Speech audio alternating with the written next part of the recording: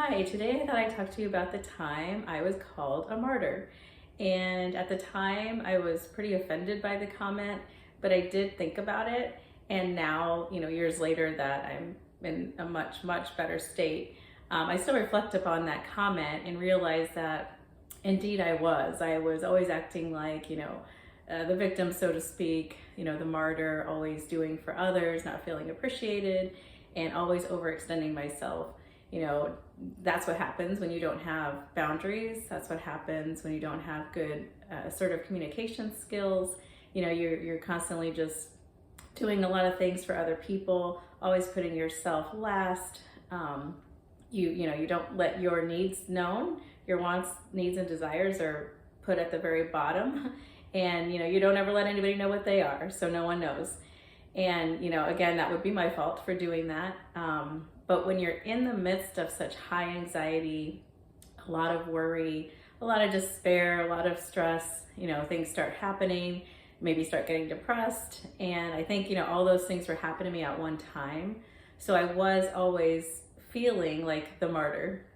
And now that I, realize that, I'm glad I'm out of that space. But it was true.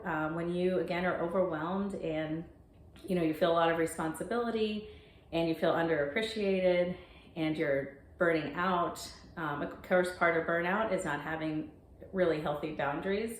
So when you don't have boundaries, you are just saying yes to everything and everyone, and you're working more and doing more than you want to. Then you start feeling resentment, and that causes underlying anger, and it just keeps building, right? You can see how all those negative feelings and emotions just continue to build and build and build. And again, you just start to feel sorry for yourself, and you start to tell yourself all these things like, I'm going to be the one to have to do that because no one else is going to do that, or I'm going to be the one responsible for that because no one else is going to take responsibility. It's always me, which actually is more selfish, but that's how you feel when you're in that state of mind. And I'm sure I'm not alone. I'm sure many of you have possibly experienced some of those symptoms of being the martyr and or the victim role. And it just comes again from just being really overwhelmed.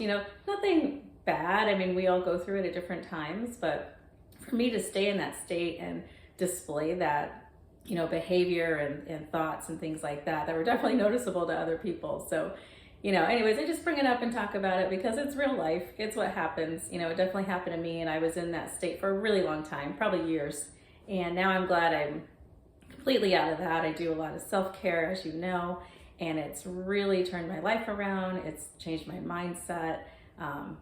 Again, circumstances are the same, like nothing's changed, but because I changed myself, that is where the true change comes, and that's where the true happiness comes from.